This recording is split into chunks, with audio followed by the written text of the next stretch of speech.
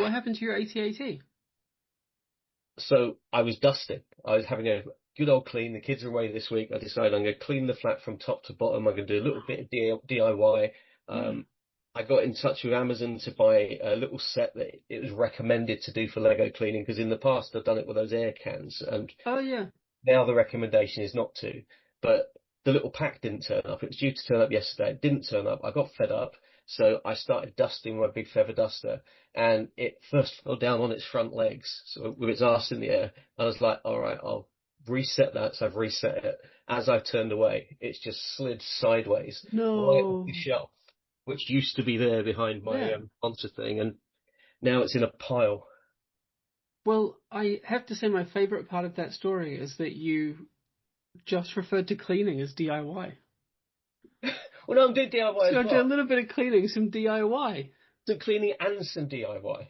That, my friends, to everyone listening, is why John hosts Bin Juice. And that's pretty much it.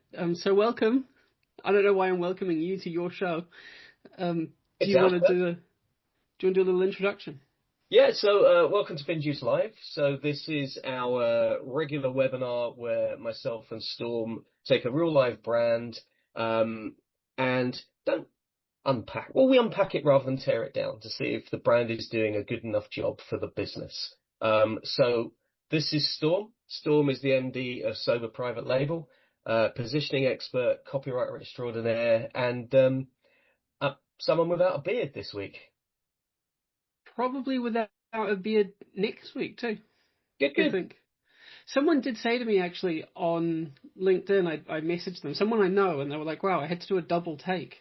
So it turns out that my name's not as memorable as the big ginger thing that used to hang off my face. Hey, there's distinctive assets for you. Well, I mean, on that note, this is John. John runs Bin Juice Live. And also, if you're sending him spam mail, you can send it to Human Hat Stand Limited. John knows all about distinctive assets, having built them at Lego, with Lego, and for dozens of other companies as well. So like he says, this week we're looking at Woven. I'm guessing because you're the research guy, you're going to kick us off with some research, and then I'm going to swan in towards the end, never having seen the Woven website before. I'm going to do that, All yeah. right. Nice. So we're going to start off, just take a quick look at the brand. So this is Woven. This is their website.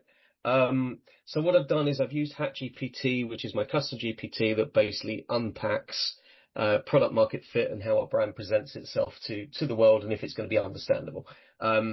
So Woven provide outsourced customer service, customer experience, and shared business services. So the homepage describes the business as partnering with companies to deliver customer experiences by handling calls, supporting internal teams, and it operates UK-based call centres and offers services across voice, chat, email, and social channels.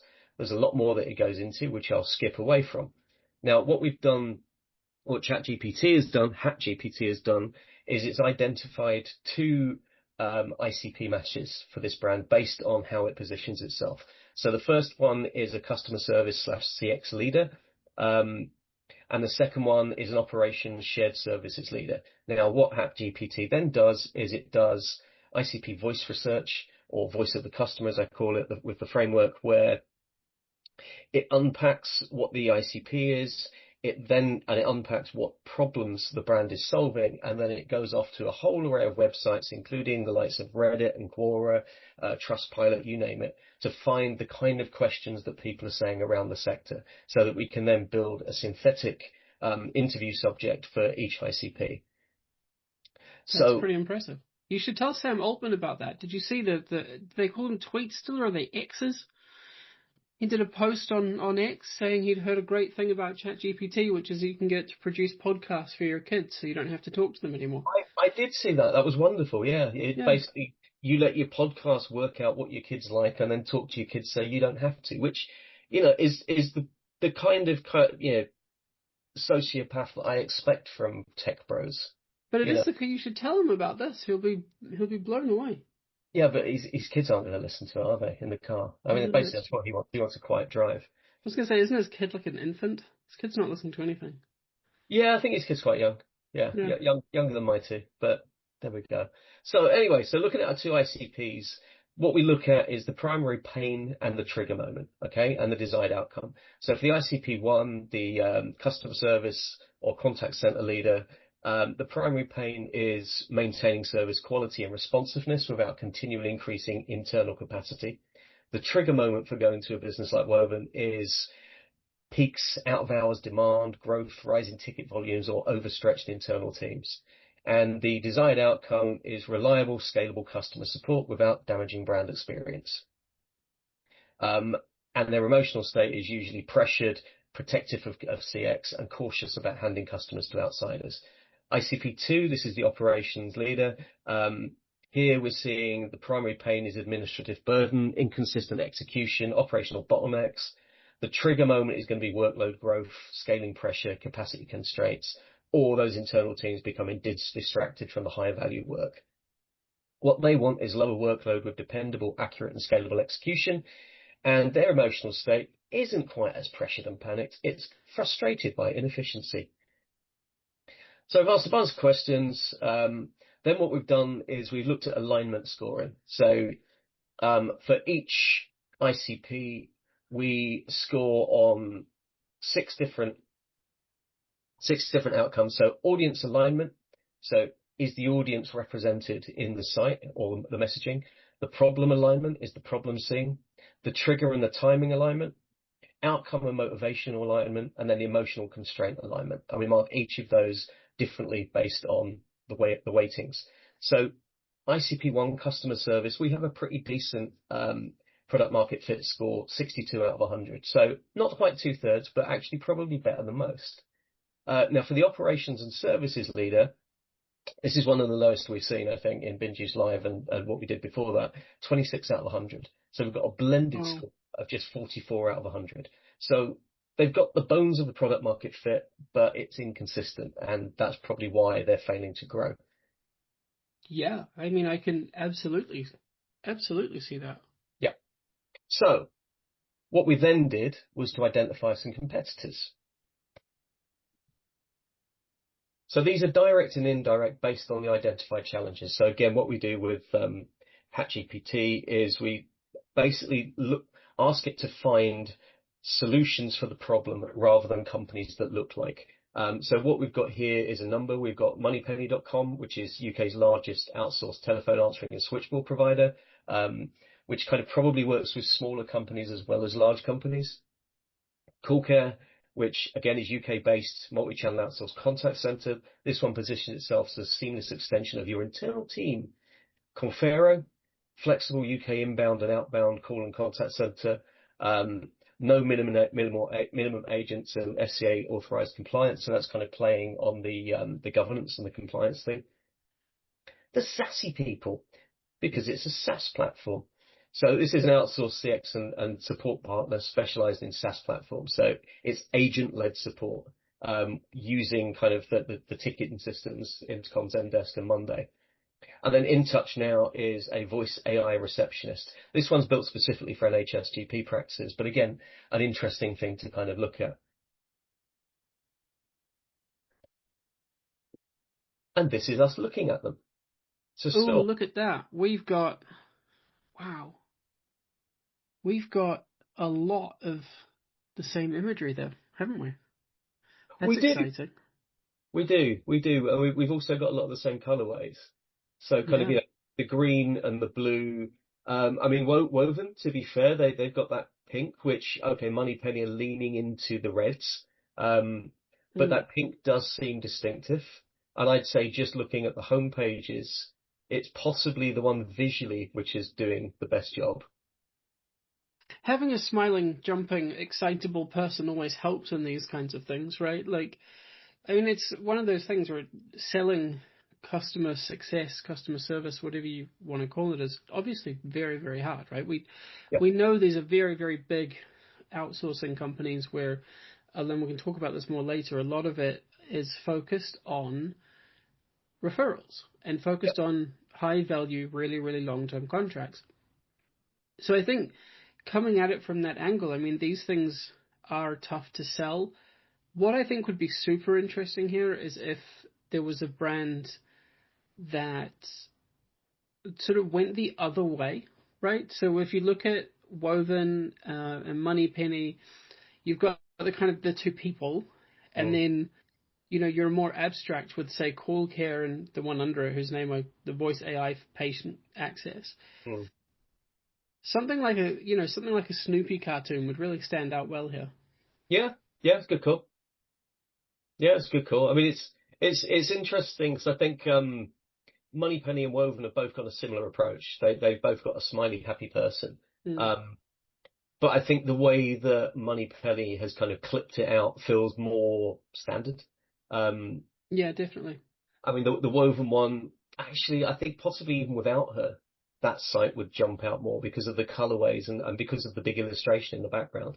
Mm. The kind of iconography. No one else is doing anything quite like that. One thing Um, you can tell with these two is that they're quite often call centers aren't independent businesses. They're owned by much larger corporations. So, yeah. Woven is owned by the Aisha Group, Okay. and they've got a handful of other call centers, on their books, and it's so you do have this sort of, I don't know if convergence is quite the right word, but all of these brands kind of coming together under the same sort of house of brands thing, but you can tell that they're sort of shifting money and resources around, and Mm. that's where you get so much same of same, right? It's kind of the illusion of choice in a sense. You think you might be choosing between, and it's interesting that HatGPT went for this too, because you think, well, maybe I'm choosing between Woven and Call Care, but they're both owned by the Aisha Group. They're both the same, the sort of the same people operating the same thing, Yeah. and you can kind of see that in the branding as well. You can see that they're sort of slightly derivative, that they've not gone out and got different agencies to build distinct brand identities. And would probably suggest that that's because there's a lot of internal resource sharing, both financially and also with the people doing the doing. I mean, the interesting thing about that, and if we go back to FMCG, if we look at the Coca-Cola portfolio of brands, Mm. you could well be buying. Yeah, well, it's not you could well be buying. I mean, certainly if you go to a fast food restaurant in QSR, you are buying one of a range of Coca-Cola owned drinks that look different, that present different, because they've got brand teams. And so if we Yeah. go back to I think it was P&G that basically invented the brand manager because they had an entire portfolio of, and I think the example often talked about is soap. They've got a ton of soap brands and they've got a category team managing it. How can you distinguish and position each of those brands as one team? You kind Yeah. of can't. And that's where they invented the brand manager, which is why now you can, unless you flip it over and look for the P&G on the back, you don't know what's P&G. You just know what the soap brands are. And so maybe that's something that's kind of missing here as well. And, that's why P&G are one of the best marketing organizations in the world ever. Yeah, I mean, you could conceivably live for quite some time off Unilever products alone, right? By the time you've Yeah, got yeah. your shaving done by Dollar Shave Club, and they've just bought a new protein brand, and then you can get your Ben and Jerry's ice cream and all of that. But I think that it speaks to a broader issue in B2B, right? Which is that B2B is sort of stagnant, it's sort of boring, and I think in the UK market, it is like that because it's a small market that's dominated by a bunch of really big companies. And so the existing companies that are outside the portfolios of the big ones are, as we know, small businesses, and small businesses are by definition businesses that don't grow, right? And I Hmm. think that you need to have a sort of growth. God, I just about said growth mindset. That's so Good, cringe. good. I think what I'm trying to get at is to have a house of brands with a dedicated brand team for each brand. You have to want to be big. Yeah. If you've already cornered the market with 5 or 6 brands because you're Aisha Group, you probably don't have to really worry about being, being defensible until someone else comes along. And I've done some research on the call center space that shows that people are coming along, and we can talk about that shortly. Okay. Okay. Yeah. And I mean, I think the other thing to throw in as well, though, in B2B is that I just don't think there's as much faith in brand and marketing. And I Totally. don't know why that is. Maybe it's because a lot of B2B businesses are kind of founder run. and rely on referrals. And, it's something we've talked about in the past where there is nothing better. There's nothing more valuable than a referral. Of course there isn't, but there's limitations on that. And if you are a founder-led business and the founder's doing all the sales, then you cannot sell more than you're selling. And the only way that you can break out from that is to have a brand that sells itself. And there are some B2B brands out there doing it really well. I mean, we talked about kind of Zoho CRM in one of these previously. And if you look at what Salesforce have been doing with their kind of brand and their mascots, and yes, they're huge. They can afford to do that. But the model's the same. Model's been proven, right? Yeah, and I mean, Salesforce are huge, but a lot of the stuff that they're doing is kind of cheap as well. Like building a mascot doesn't have to be a really expensive exercise. Salesforce are also so culturally embedded in their sector that they've got a merchandise store. Yeah. Any sort of reasonable sized business can set up a merchandise store, but having that cultural penetration is really the thing that makes the merchandise store seem obvious and not silly. Yeah. And I don't think that has to come from size, by the way. I think you can be a small, you can be not Salesforce big, but dominate your category. I love your T-shirt, by the way. Where did you get it? Thank you. I'm wrapping my Bin Juice T-shirt. It was $59.99 on retail, but I actually got this one from China. So I paid £15 shipping, but the shirt itself was only £40. So I saved some money. Good stuff. Excellent. I've just realised I'm not wearing my hat. So much for distinctive assets, but hat is sat behind me on a Lego head there. And also on a pull-up. On a pull-up, yeah. Yeah. With some great copy, by the way. Thank you. I think I wrote it. I think you did. Right. I've written so much great copy I've forgotten. Let's stop blowing smoke. Do you think Ogilvy had that problem? So let's have a look at the imagery style then. So if we look across here, what we're kind of seeing is kind of 4 of the 6 are going for happy humans, or humans at least. I guess our guy top right is more just kind of business human rather than happy human. What's interesting here is when we look at InTouch, they've very much gone down the app route, and we see that in every sector we look at, someone will go down that route. Our friends in the middle there, they've gone completely left field. They've gone for oil paints,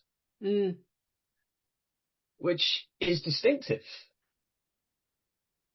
Whether or not it works is another thing, but it's definitely distinctive. But if we go back here and look at what they've done with it on their site, the answer's kind of not much, right?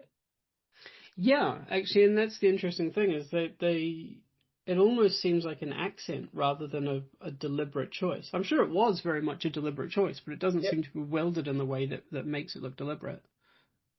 I've got a brand that I've been working with recently, and after talking to them about distinctiveness, and it's an AI startup, they've decided to go for kind of pointillist style imagery because literally nobody else in the world is doing that. And I'm like, okay, yeah, cool, good.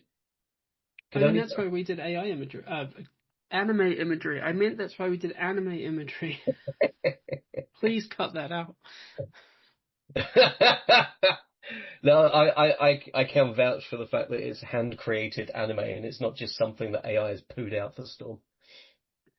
But so what do we think is doing the lifting here? Anything? Did any of them stand out other than obviously the slightly incongruous oil painting of a lighthouse? It's so interesting, right? Because like they're all using people because they want you to think happy people, right? Yeah. They want you to land on their website and be like, this organization has happy people that will answer calls and that will make my team happy and they'll be happy. And more importantly, my customers will be happy. And so it's really, really important to make sure that human touch and that human presence is there. And that's why I think they have a really tricky job in this sector because you're all selling the same thing, right? Which is people answering phones. There is some research around conversion rate optimization that shows, certain types of photos of people convert more than others. So, smiling, happy people and all that kind of stuff convert more than grumpy people. I know it sounds silly, but you have to do research about everything, right? It sounds obvious. What I would be interested to know, I think, is like, what would you, if we couldn't replace these people because we accept that people are the thing that's being sold, that sounds illegal. What would you how would you make these images more distinctive? How would you make them more interesting? Um, I think you've got to kind of try to break away from the tropes in a way. And the Mm. interesting thing here is, to be fair, only one of them has gone fully in for the trope of someone with an earphone on, a Mm. headset. Um, yeah, it feels to me that the other three people are people who are either happy or satisfied because of the work the call centre's doing in dealing with Yeah. their problems. Whereas only one is actually focused on the call centre. Now, you look more broadly, you see a lot more of that. There's a lot more headsets Mm. out there. Um, but I think it's kind of, I don't know, I mean, what I like about what Woven have done here, and I'd say different with this image than the hero image, is sometimes, I mean, no one's ever that fucking happy, right? I mean, especially you and I. Yeah. Absolutely, but look, she's having the greatest time in the world because someone's answered the fucking phone to her. I mean, it's To just be fair, I had to call my bank yesterday, and I almost jumped for joy when an actual human picked up. So right. Okay, I get it now. I get the context. So basically, she has dialed her GP at 8 o'clock in the morning on the dot and found herself number one in the queue. That's what that yeah, is. I that's what get that that. is. Yeah. I get that. Okay, fair enough. Because I did the same this week, except I was 9 in the queue. Literally, the second I'm like, speed dial. No, you're number 9 in the queue. I want to know what numbers 1 to fucking 8 were doing to get there. Anyway, I slightly digress. But this is the interesting thing, right? And I want to pull your attention just a little bit away from call centers. There are big call center type companies that are using people in their imagery in ways that are really interesting. Hmm. So, Barclays have been doing it for a really, really long time. They've got an old print ad, got enough for that new car yet, and it's a couple of kids with a piggy bank. They had a Mm. TV spot fairly recently where a wee kid was at a checkout, trying to save money, and NatWest have leaned into that as well. I think I'm not misremembering, but there used to be an ad campaign where the kids were dressed up in like homemade sort of astronaut out, they had helmets and capes and like a cardboard rocket ship. Mm. Um, I hope I'm not making that up. I think it was a real ad campaign. Sounds familiar, yeah. So there are ways to bring people in and have that human emotion that are slightly different. I think it's an interesting challenge, obviously, for contact centers, because I Yeah, know that someone's used a kid down here at the bottom, but if you go onto a website that's just full of kids, you're going to think it's kids answering the phones, probably. yeah. Consumers are kind of dumb, but there is space to flex there, I think, is more my point. Yeah, no, I'd agree. I'd agree. And I think the kind of being satisfied and relaxed is possibly a more realistic and actually, in some cases, a more distinctive visual style than people gurningly happy and orgasming at whatever. Yeah, and So, I think also it's about like, sorry, just one more thing. It's like what are you selling me? If you're selling me surety, if you're selling me peace of mind, and this might be a bad idea because it's just off the top of my head, but like, could your brand imagery be someone on a beach with a tequila? yeah, You know, it's yeah, it's that like we take the stress away, and so we give you, we're selling you bliss, we're selling you peace of mind. We're not just selling you bums on seats. yeah. Anyway. That's good, call. Okay, so then we've looked at the brand assets. We're looking at the kind of logo stamps and the color palettes. And again, to be fair, I think Woven have kind of got a couple of very distinctive colors there in the pink and the kind of violet. Um, looking across at the rest of the set, there's a lot of green and there's quite a lot of red. So Cool Care have this yellow that sits as part of their set, but they've got this kind of swirly kind of tie-dye type background, which I don't know. Um, but it's all very conventional, isn't it? It's kind of red, blue, Mhm. and green. Yeah, I mean it's very, very, very, very B2B. Yeah, yeah, yeah, yeah. I mean, even to some extent, the purple woven. Yeah. It's not an uncommon B2B color, is it? Yeah, these are not Zingy Lime or Bin Juice. Is it Bin Juice Black? Bin Juice Brown? What color is the Bin's juice? Black. Black. There we Yeah. go. Benji's black. Yeah. So yeah, I mean, I'd say probably, Woven are doing a better job here than the rest, but nobody's doing anything outstanding. And to be fair, the rest are doing some pretty poor work. Mm. So let's have a look at the most used words. Okay, so I want to jump in here real quick.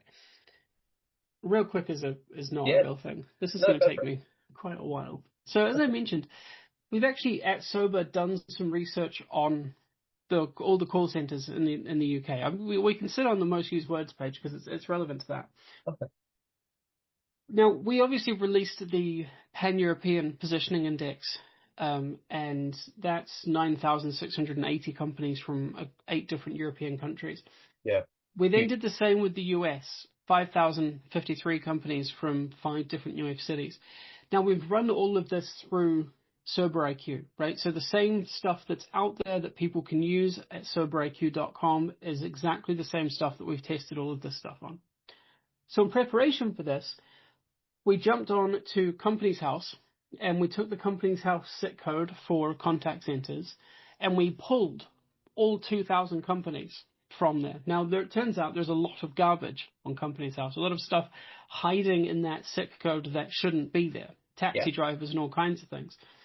Once we filtered that out, we found that there's roughly 586 genuine call centers in the UK. Now, this bit's going to blow your mind, John.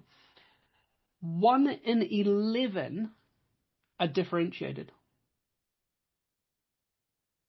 That's actually not that bad. I mean, it could be worse. I was expecting it to be far worse, but wow, 1 in 11. Out of how many again? Out of 586. So basically we've got, what, 50 that are differentiated? Yeah. Wow. So when you think about the competition, we were talking before about holding groups and about referrals. Part of what we're really looking at here is the landscape to really crush competitors is wide open. So you've got this most used words category here. Part of the research finding that we found was that 52% of call centers were services led, as in we will answer the phone for you, right? Yeah. That's 306 of them. 88 of them, 15%, fell straight into just generic B2B call center framing. 77% of the, 13%, which is 77 call centers, were client-led. So here's what we can do for you, basically. Here's what we can do for our clients, or talking about their clients. Okay. 3.2% were values-led. So I think that's really interesting because values being, these are the things that we believe in. Mm-hmm. For people selling people businesses, I did expect values to be a bit higher. Join us, like give us your money because we treat our staff nice. And when our staff are happy, your customers are happy, kind of thing. And then, like I say, differentiator led, 1 in 11 gives us 55, which is only 9.4% of the total. So we're really looking at a category here that is absolutely swamped 586 serious companies, serious competitors. But the ability to be able to go in and dominate the competition is wide open. Yeah. Part of what we looked at as well was AI. So obviously everyone talks about AI and it's kind of boring at this point, but AI. But call centers are talking about AI virtual agents. Some of them are trying to differentiate on that. That's already at this point not a point of differentiation because they all offer it in some way, shape or form. So even when we saw headlines that said things like that, they weren't as standout as we thought they would. So basically what I want you to take away from this is that more than 2/3 of UK call centers do not give the buyer a reason to choose them over their competitors. How does that play into your most used words? I mean, you can literally see it plotted out on that graph right there, right? You've got 24/7 you've got seamless extension of your team, scalable, UK based. There's AI that we were just talking about. Yeah. peak, overflow, multi-channel, trusted. What do all of these things mean to the person that's buying from them? Well, I would argue that these things fit really closely into our 52% services led and 15% generic. Yeah. That's the state of the call center market. And I really think if someone came along with a few bucks in their pocket and some ideas about branding, they could probably crush the competition. Yeah. I mean, even if you ran a category advertising campaign, no one else is doing it, right? You don't see B2B ads for call centers. Well, there's a big opportunity there too, but I think only for the 1 in 11. Because, and we've seen the research for this before, and I think we've talked about it on Binge Juice Live as well. If you're generic and you're advertising, you're only advertising the category. Yeah. So these 1 in 11 could get out there and advertise themselves without the rising tide floats all boats. And I mean that in a bad way in this instance. We don't want those boats to float, right? We want a big company that's going to come along and be different and offer real value to people. And it seems insane to me that no one's doing it. But then it's not unusual, is it? I mean, if you think about the no. Not only the sectors that we've looked at before on Binge Juice Live, but the clients that we've worked for, either separately or some of them together, kind of actually, if you do a half decent job and do your research, you can move a brand up very quickly because the competition is so bland. 422, John. That's how many differentiated businesses there are in our sample combined European US positioning indices of 14,700 companies. 422 pass the differentiation test. Yeah. Like it is everywhere. People talk about the sea of same, I think, without ever really knowing what it means. This isn't really a sea anymore. It's kind of an ocean. Yeah. So yeah, I mean, it is, on one hand, it's crazy to me that a call center hasn't looked up and gone, whoa, we could totally own this market. But on the other hand, it is kind of fully expected just because we've been so exposed to it everywhere else. Yeah. Yeah, I think that's a fair point. We used to do a lot of advertising. This is another little aside. A lot of print and out-of-home advertising for Sober. And I met an agency owner a couple of weeks ago. He'd been running for 10 years, so much longer than Sober's been running. And I said to him, I was like, you guys don't do any advertising. You don't have any strong position in the market. If I'd kept going, I could have crushed you. And he was sitting across the table from me and he said, Storm, you would have. Yeah. He's like, you would have crushed us in brand recognition because we couldn't have got our shit together enough to do any kind of advertising. Yeah. And like I say, it's there for the take. Yeah. You know? It really is. It just means doubling down and kind of being consistent. And the other thing that I think is really important and that lots of people fail to understand is good isn't subjective. Good is objective. I was looking at some layout designs for a client today that were kind of doing a brand refresh. And I can tell you that there was a homepage mock-up that I liked more than any of the others, but objectively, it's not doing as good a job as the one that we decided on.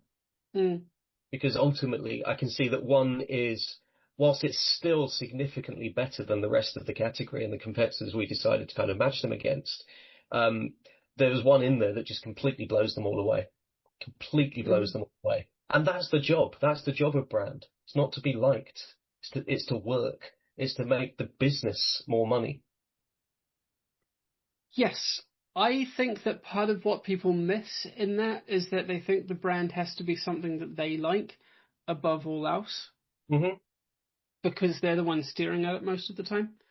Yeah. But actually, it should be something that the buyer is going to buy from. And you often have to put personal taste aside. Absolutely. I think we're quite lucky in that we know how to build brands. So we've got brands that we both like. Yeah. And that we know are distinctive and resonate with buyers and all of that kind of thing. But a lot of people aren't coming from that perspective, right? Well, you say that, but in truth, I've never liked the hat that became my brand. I've never subjectively liked the hat. It was an accident. But I thought you liked little I used to wear a baseball cap, and yeah, I managed to spill a pint on it, and this was kind of between lockdowns when you couldn't actually go to a shop and buy anything other than 6,000 tons of toilet paper or no bread and no milk, right? So you couldn't buy hats. So I ordered one online, and this kind of Fidel Castro looking thing turned up, um, which for shits and giggles I wore and took some pictures of. And people were recognizing me for it. I'm like, right, okay, this is a distinctive asset. I'm going to lean into this. Again, subjectively, don't like the hat. Objectively, know that it works. Can I just say, Fidel wore it better. Of course, Fidel wore it better. I think the thing that you're missing is some army fatigues and a cigar. Well, yeah, there is that. There is that. And, I was talking last week to someone about kind of back in my childhood when you had chocolate cigars and cigarillos. And that would have been great, Oh, yeah. except I'm diabetic now, so I couldn't eat them anyway. So that was a waste of a couple of seconds, wasn't it? It was indeed, yeah. Sorry to all those people watching who are never getting that part of their lives back. Should we carry on? Let's do that. So we then looked at the U-we ratio. So what is U-we ratio? Why is it important? Well, If you want to pick up chicks, Steve Harrison says that you should let them talk about themselves more than you talk about yourself. And that turned into a thing for business. that did turn into a thing for business. The golden ratio is 3 to 1. So you should speak to and about your customers 3 times more than you talk about and of yourself. And so what we kind of get here is, for example, Woven is kind of moderately we-led. Moneypenny is just a bit you-led. Cool Care is better, still not on that 3 to 1. Confero isn't right. Sassy People is flat on. In Touch Now is really poor. So the closest we've got there is Cool Care at 1.62 to 1, which is still kind of almost half of the 3 to 1 that's the golden ratio. Mm. So what's the outcome of that? What's the problem with that? I watched a interview with Mark Ritson the other night, Marketing's Jesus. Oh, yeah. And he said one of the first things that you need to learn is, and we've talked about this before, is you are not your audience. Mm. And he said the second thing that you need to learn is that no one gives a shit about your brand. Yep. And we're seeing that in here. We can see that, these companies care very deeply about the things that they do, and they're making the fatal error of thinking that other people give a shit about their brand. And by doing that, the customer doesn't see themselves reflected in the thing that you're selling.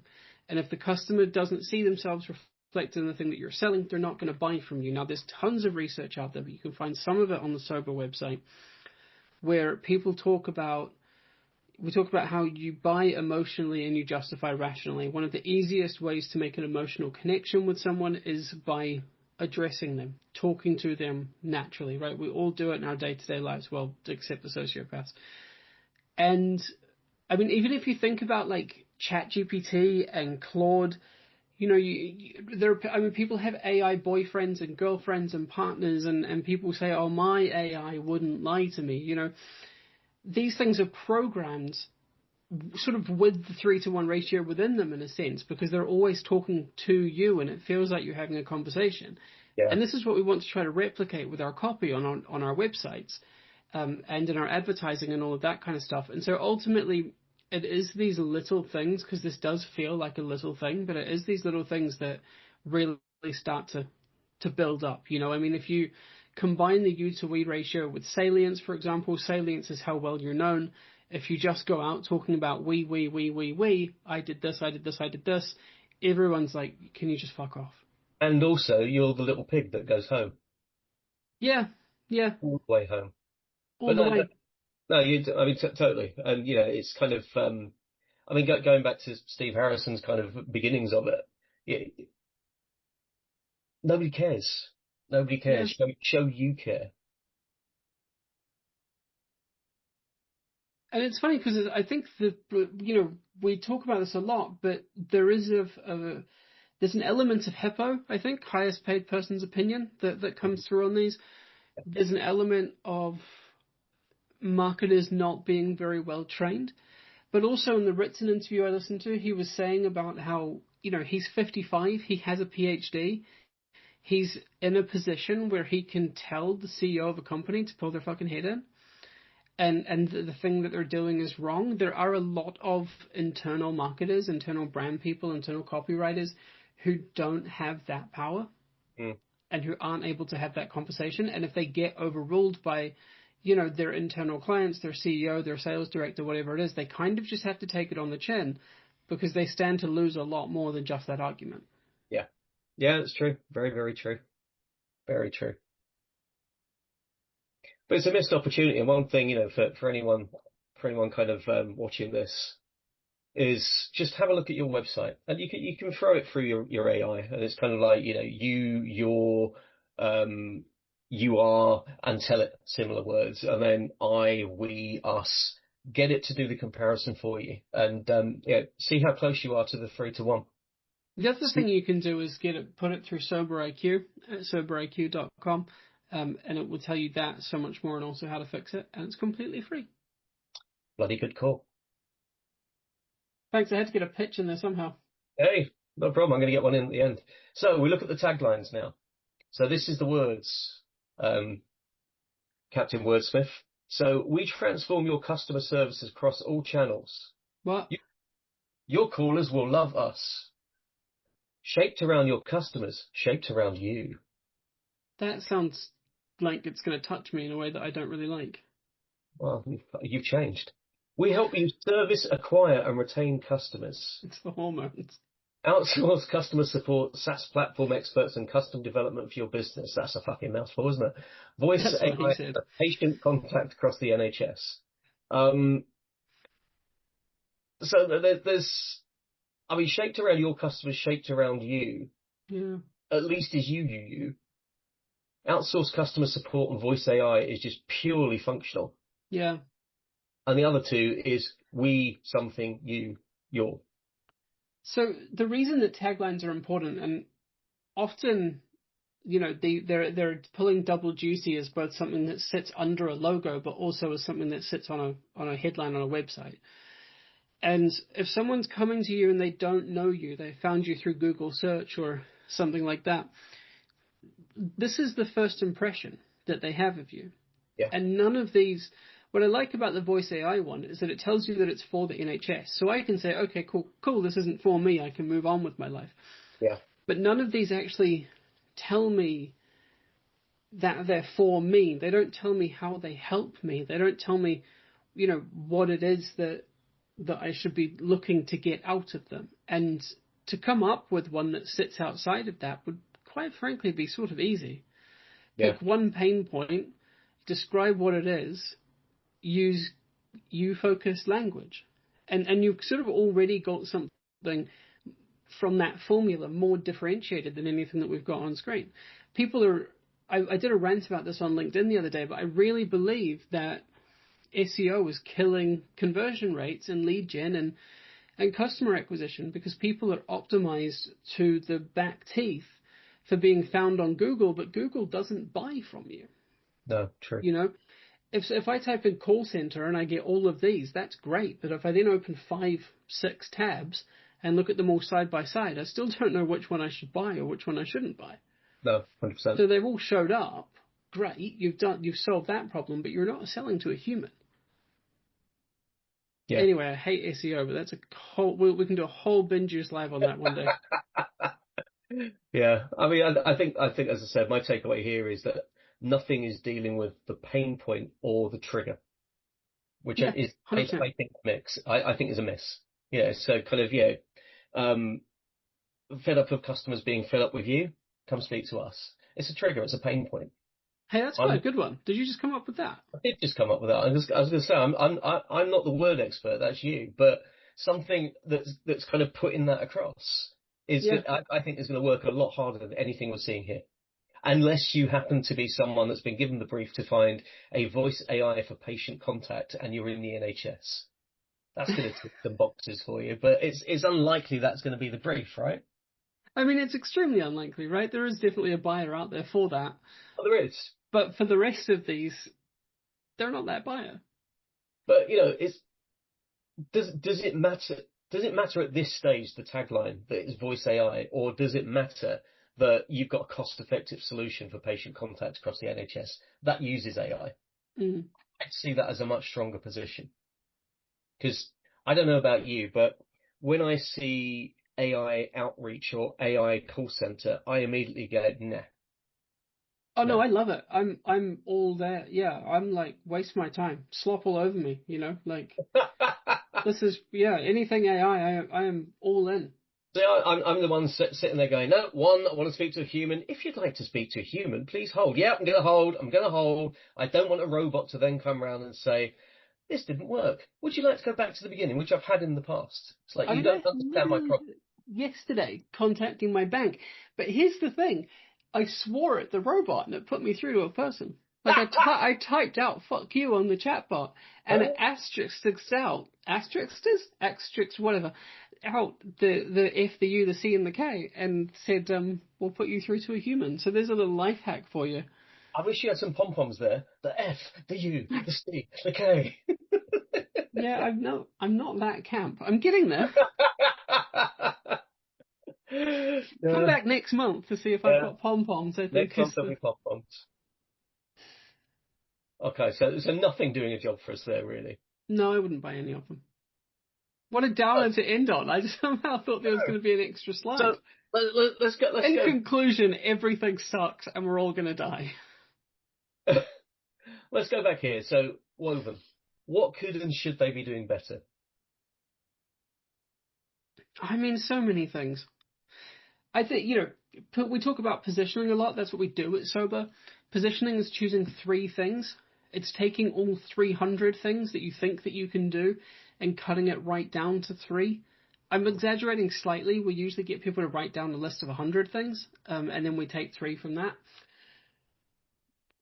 What is different about Woven that no one else can give me is the question that I'm asking right now. When I see all channels, I do think which channels, because channels are really hard to define. They're very nebulous. There can be a lot of them. There can be not very few of them. I had an exchange with someone on LinkedIn yesterday who said that the golden rules of marketing don't work anymore. And I said, the pricing, promotion, product placement, like they've always worked. The big change in the last 15 years has been positioning. And that person commented back and said the golden rules I was talking about is post X at X time on X day. And I was like, well, at the very most, you're talking about social media management. Yeah. And Woven have fallen into the same trap, right? Of thinking something is what it isn't. This is not a market position. This is a company that's funded by another company that I can almost guarantee you is losing some kind of money right now, because people are hitting this website and saying, why the fuck do I need this? So just tell me in 10 words why I need you. Build that up with the subhead there. Tell me what it is that you do. You could get rid of all that bullshit around partnering with businesses to deliver exceptional customer experiences, because exceptional is table stakes at this point, right? Yeah. And Yeah. I mean, it's a big job, but it's also a small job. And what I mean by that is we've seen how poorly differentiated call centers are. Only 1 in 11, that even if you didn't want to do the full positioning Monty, you could write some copy that's better than this and better than all of the other headlines that we saw. Yeah. And without fundamentally changing your business. Yeah, totally. And from a visual point of view, I don't think there's much they need to change. I think just kind of, dialing more into the distinctive colours.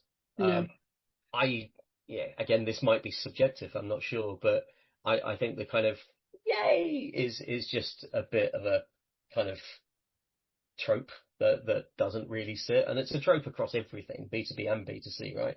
I remember seeing a campaign for Pink Lady apples, and I like a Pink Lady apple, but it was literally, nobody's eating a fucking apple like that.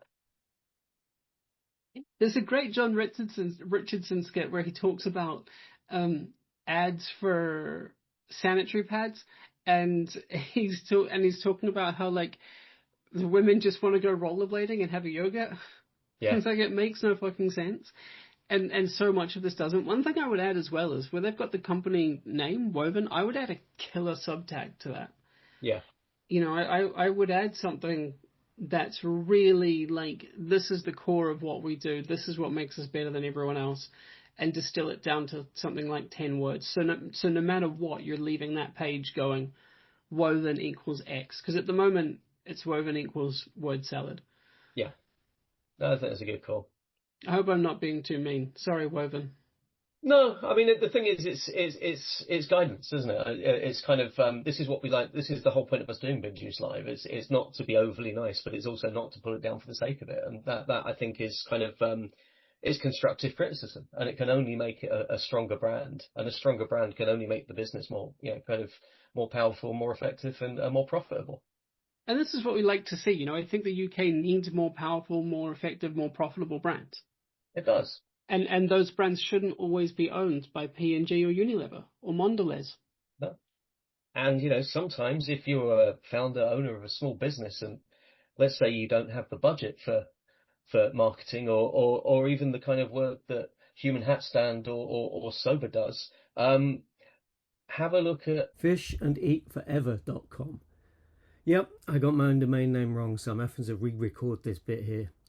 Because I'm working on something that Storm's also involved in, which is aimed at small business owners to help improve your commercial decision making to grow your business. And part of that will be how to implement this kind of stuff and how to know what good looks like.